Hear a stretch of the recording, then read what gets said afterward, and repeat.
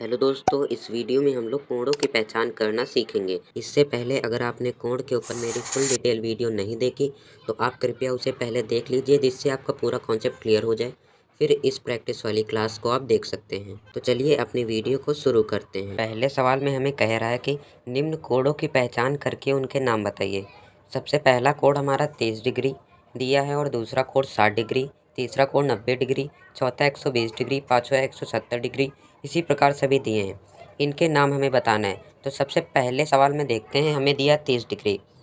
अब आप इसका नाम बता दीजिए, इसका नाम क्या होगा? जल्दी से कमेंट करके बताइए। देखिए, इसका नाम होगा न्यून कोण, क्योंकि देखिए ये 0 डिग्री से बड़ा है और 90 डिग्री से छोटा है, इसीलिए ये न्यून कोण हो जाएगा। आपको याद होगा कि मैंने बताया था कि जो कोण 0 डिग्री से बड़ा और 90 डिग्री से छोटा होता है उसे न्यून कोण कहते हैं, इसीलिए 30 डिग्री जो है वो न्यून कोण हो जाएगा।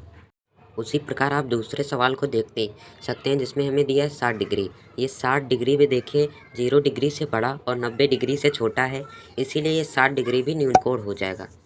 तो आपने पहला और दूसरा क्वेश्चन से ये समझा कि न्यून कोण क्या होता है। मतलब न्यून कोण वह कोण होता है जो 0 डिग्री से बड़ा और 90 डिग्री से छोटा होता है, उसे सिंपली न्यून कोण कहते हैं।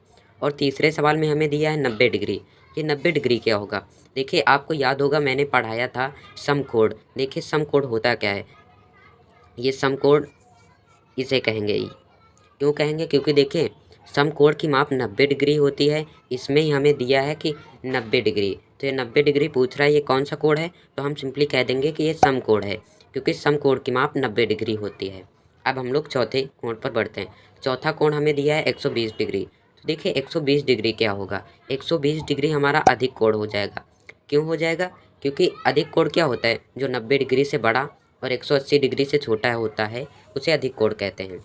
चूँकि 120 जो है वो 90 डिग्री से बड़ा है, इसीलिए जो 120 डिग्री है वो अधिक कोण कहलाएगा। और ये 180 डिग्री से भी छोटा है, इसीलिए भी ये अधिक कोण कहलाएगा। अधिक कोण होने के लिए आपके पास 2 कंडीशन होती हैं। वो 90 डिग्री से बड़ा होना चाहिए और 180 डिग्री से छोटा होना चाहिए, जो कि 120 में फुलफ़िल हो रही है।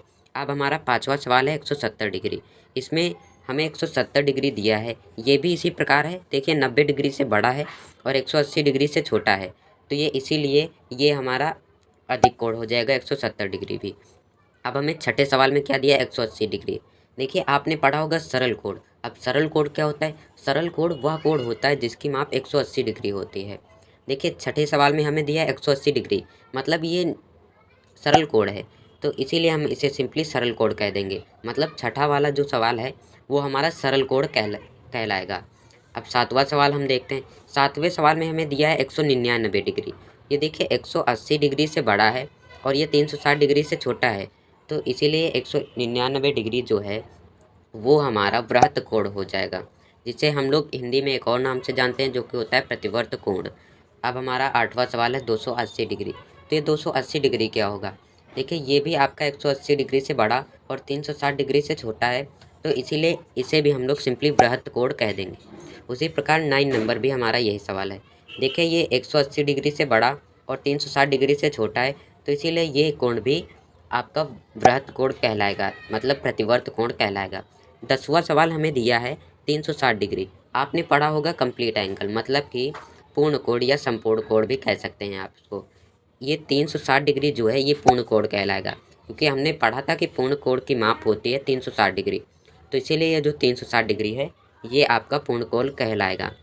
अब आपको मैं कुछ घर से करने के लिए एग्जाम्पल दे देता हूँ, जो कि आपको कर लेना है। ये जो आपको एग्जाम्पल दिख रहे हैं ये सभी आपको कमेंट में इनके आंसर बता देने, बस 5 सवाल हैं।